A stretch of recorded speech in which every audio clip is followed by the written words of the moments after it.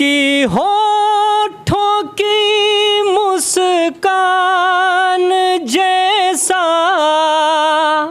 है मेरा हिंदुस्तान।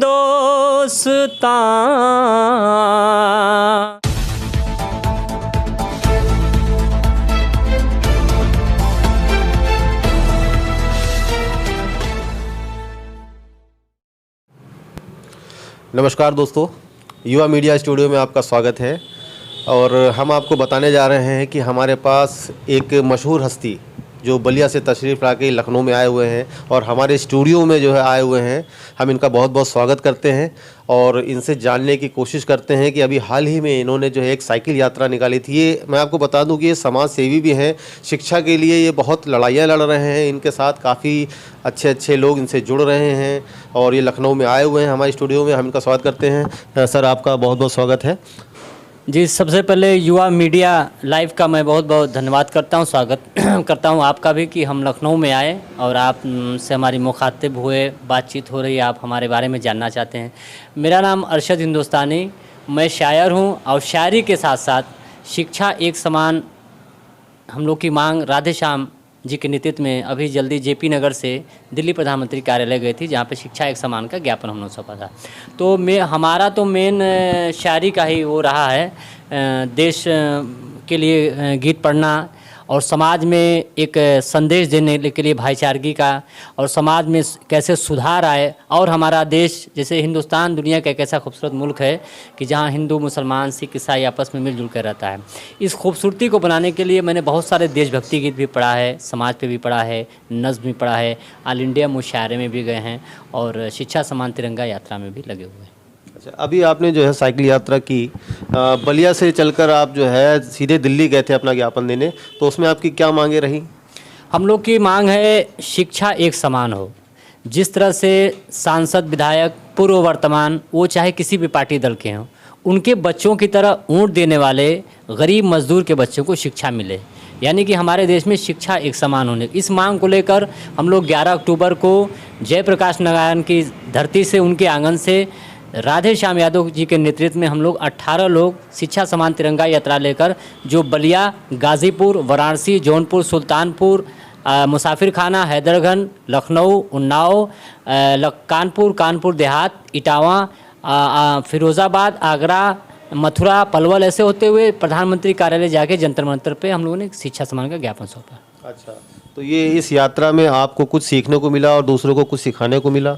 इस यात्रा में हम लोग जो हाल बलिया का है लोगों का, वही बातें आगरा में देखी। जो हाल बलिया का है वो कानपुर का दिखा, लखनऊ का दिखा। सारे लोग जो भी नौजवान या आदमी हैं, सारे अपने अपने लोगों अपने में ही मस्त हैं, किसी को देश से कोई मतलब नहीं है। हाँ, ये ज़रूर है कि जो हम लोग शिक्षा एक समान की मांग कर रहे हैं, जिसकी जनता सुन रही है, वो कहीं ना कहीं से इसका समर्थन कर रही है। वो चाहती है कि हम अपने बच्चों को बड़े कॉन्वेंट स्कूल में नहीं पढ़ा सकते, तो वो चाहती है कि नहीं, शिक्षा एक समान होना चाहिए, लेकिन अभी वो खुल के सामने हमारे नहीं आ रही है।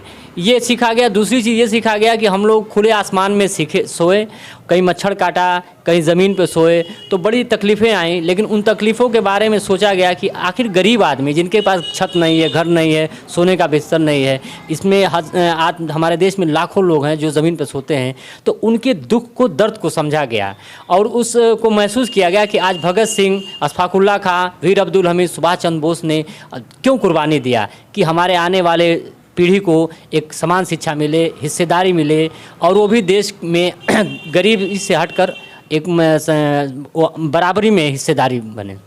अच्छा, तो इस जो है साइकिल यात्रा में आपसे कितने लोग जुड़े थे लगभग?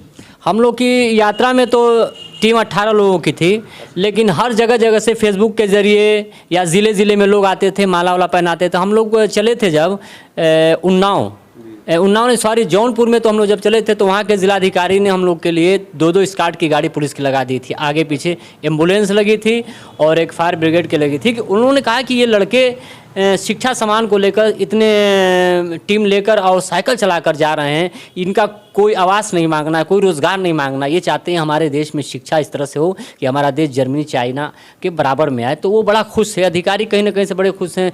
उन्नाव में भी पूरी फोर्स लगी हुई थी, तो कहीं ना कहीं से अधिकारी बहुत खुश हैं कि इस देश में शिक्षा एक समान होना चाहिए, क्योंकि बगैर शिक्षा के कुछ होने वाला नहीं है। और लखनऊ में हम लोग आए थे, तो उत्तर प्रदेश के उप मुख्यमंत्री श्री ब्रजेश पाठक जी ने हम लोग के ज्ञापन को लिया और उन्होंने हम लोग की सराहना की कि नहीं, शिक्षा एक समान होना चाहिए। और इसी के साथ दिल्ली जंतर मंतर पर जाने से पहले हम लोग को इंदिरा गांधी कला केंद्र में आपके राम बहादुर राय जो चेयरमैन हैं, और अनिल हेगड़े जी राज्यसभा सांसद, और श्री राजनाथ शर्मा जी और देश के प्रतिष्ठित पत्रकार लोग थे, उन लोगों ने हम लोग को बुलाया सभागार में और सभी साथियों के अनुभव को पूछा, और उन्होंने हम लोग को शाल पोशी करके खादी की सम्मानित किया। और उन्होंने कहा, राम बहादुर राय जी ने, कि आप सबकी शिक्षा समान की मांग को इसको राज्यसभा सांसद जी सदन में उठाएंगे। कितने वर्षों से आप ये आंदोलन कर रहे हैं?